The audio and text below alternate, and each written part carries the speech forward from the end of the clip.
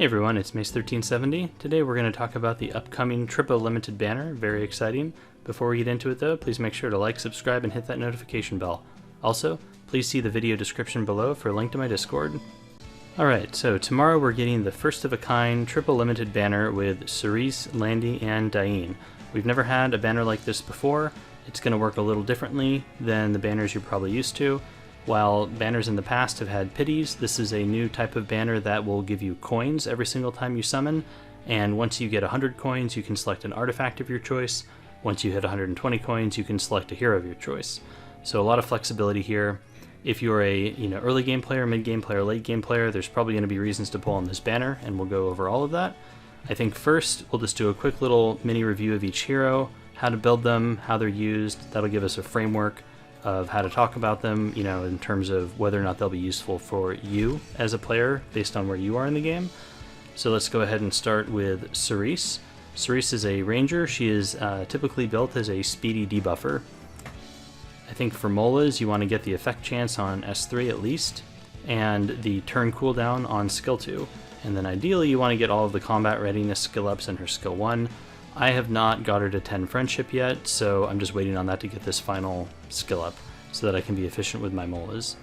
In terms of how you build her, you essentially want to focus on speed and effectiveness, and then you can focus on critical hit chance if you want to use her as a cleaver with CDOM and friends, for example. So in high legend, or I should say high champion to legend, I think 295 to 305 is the kind of the typical speed range for Cerise.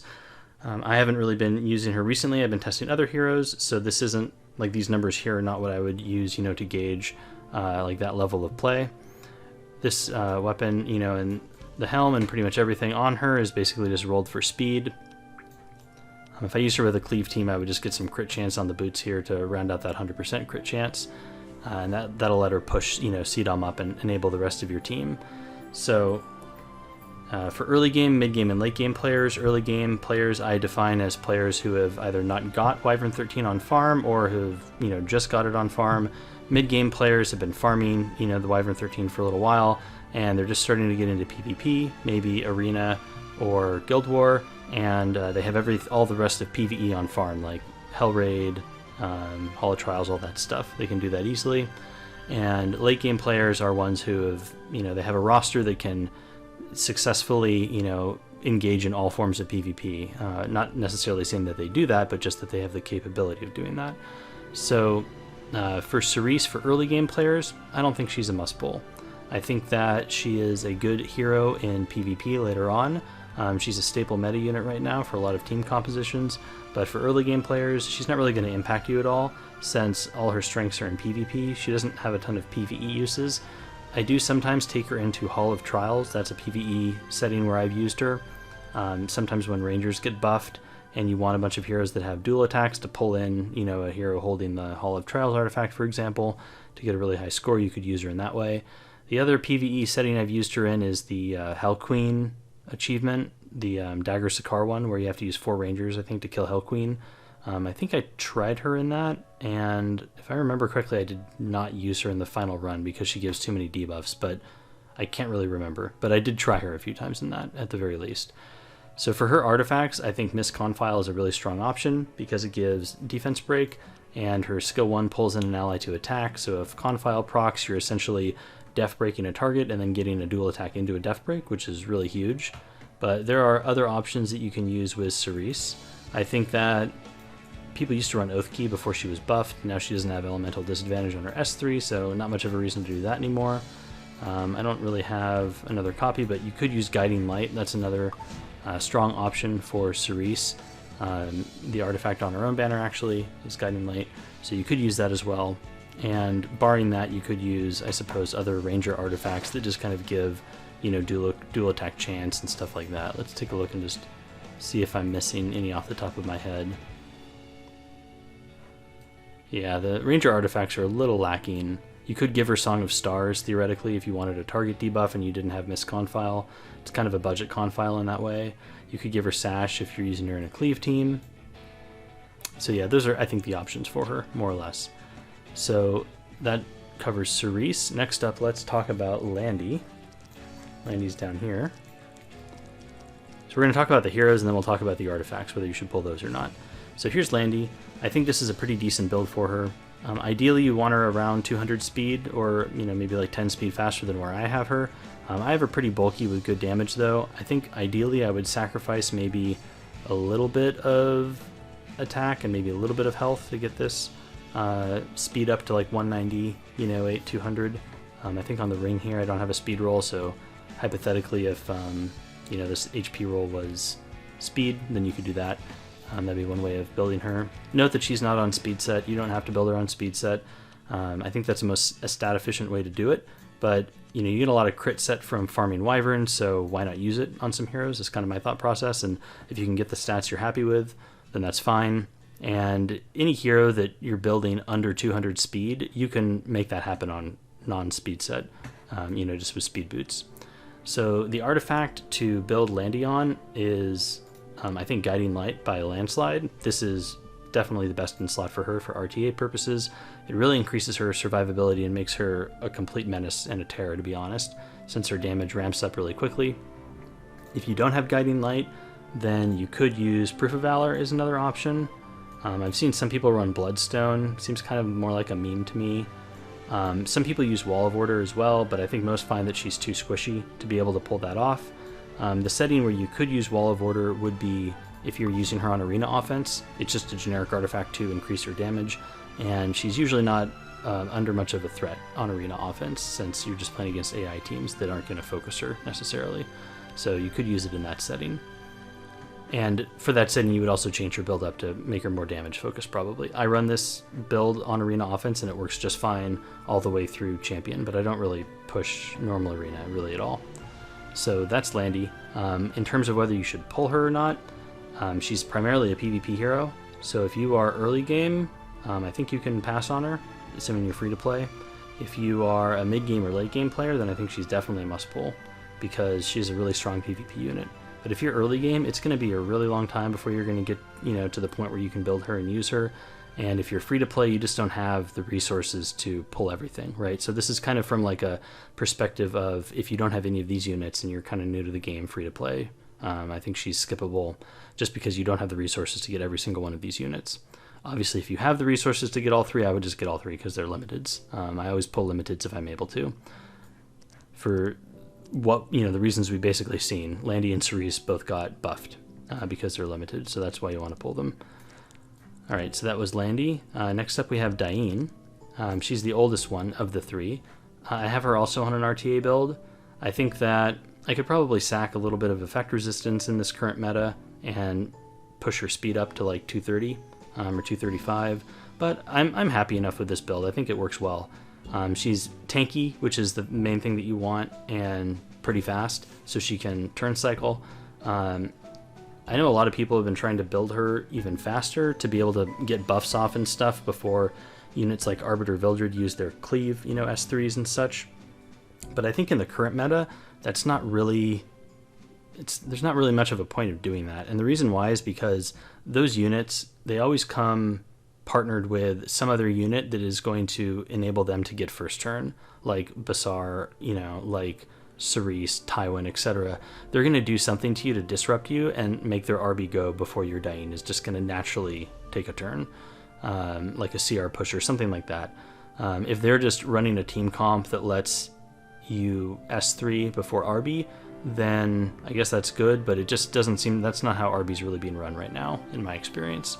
Also, Diene is not super meta in the PvP scene at the moment due to the prevalence of debuffers like Basar, Viseria, etc. She is a very buff-focused character. Also, Landy is a big presence right now, and Landy really punishes Diene. The way that you can use Diene, because there are some people in Upper Legend as well who use her, one way is to pair her with Landy and just take both. You can take her and just know that you're going to ban the Landy probably. You can build her uber tanky like this and try to power through and kill the Landy before she's able to finish you off. There's a lot of ways that you can accomplish that. At any rate, I think the ideal artifact for her is Rod of Amaryllis. This artifact right here increases her healing substantially. Some people put her on Celestine if she's on counter, or I guess even if she's on speed they might run Celestine because it evens the heals out more.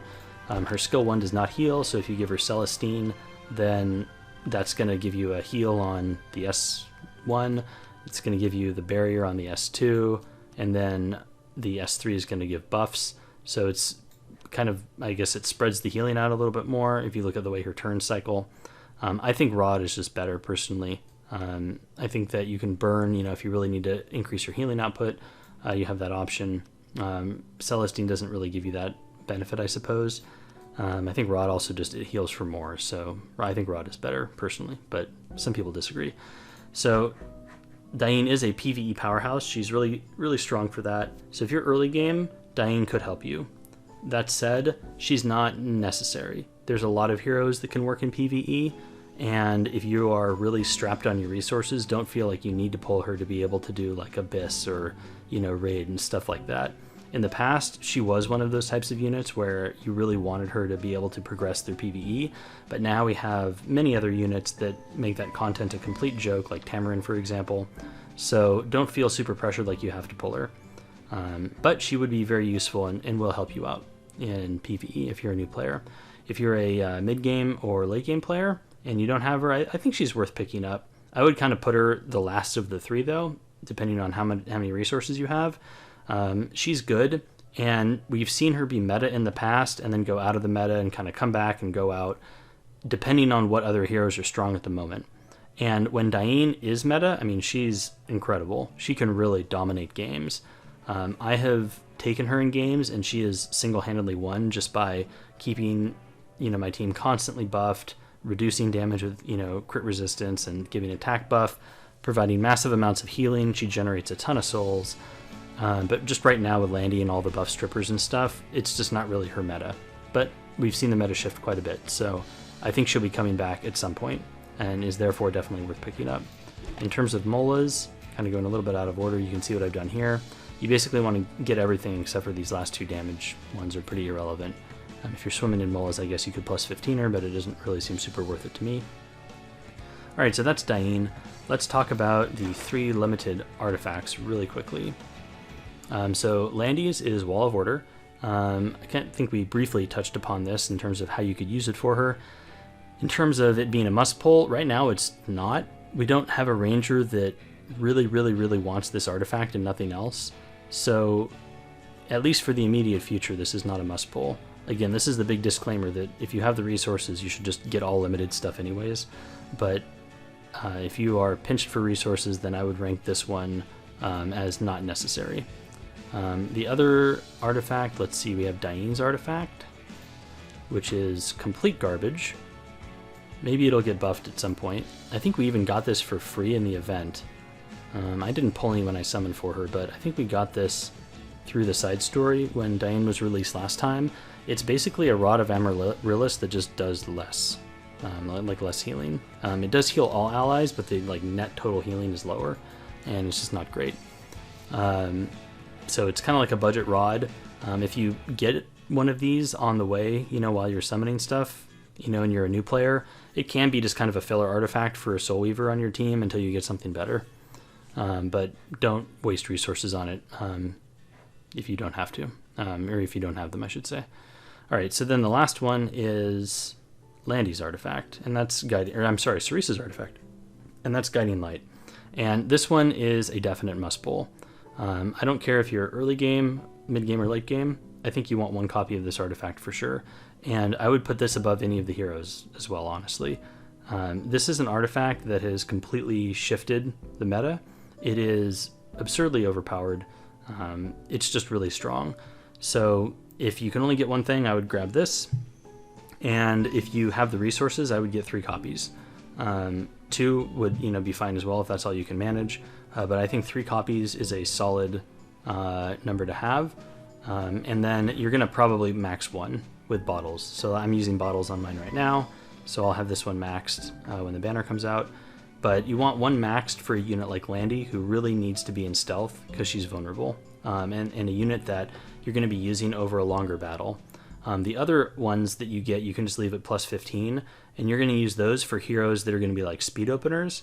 and it's going to protect you from units like Acid, for example. Like really speedy units that can one-shot your squishy guys, you put this artifact on them, and all of a sudden those units like Acid are completely countered. So it's absurdly strong. So one, do anything you can to get 1 copy, and if you can get 3, that's what I would recommend. So I think that pretty much covers these 3 heroes. They are all pretty versatile, all worth getting for sure if you have the resources. But if you have limited resources, we've kind of gone over, the priority, at least in my opinion, of how you should rank and, decide which one you're going to get. But since this is a new type of banner, we're going to get a lot of those coins, and I think that's going to really help people who have limited resources target the thing they want. And I think it's a pretty decent move by Smilegate to institute a banner like that. I remember pulling a lot of these limited heroes when they first came out, and it's like nail biting that you're just praying to get their artifact, without going to multiple pities. So the fact that these are all not only going to be in the powder shop, but you can also get them through coins is going to be really flexible. Even if you don't pull a single copy, like just by getting lucky, you can get 2 copies of Guiding Light with powder and 100 summons. So that's pretty easy to do as a free-to-play player. And that's what I'll be doing at the very least. We'll see if I pull anything else along the way. So I wish everyone luck with their summons tomorrow, and that's all for now. Later.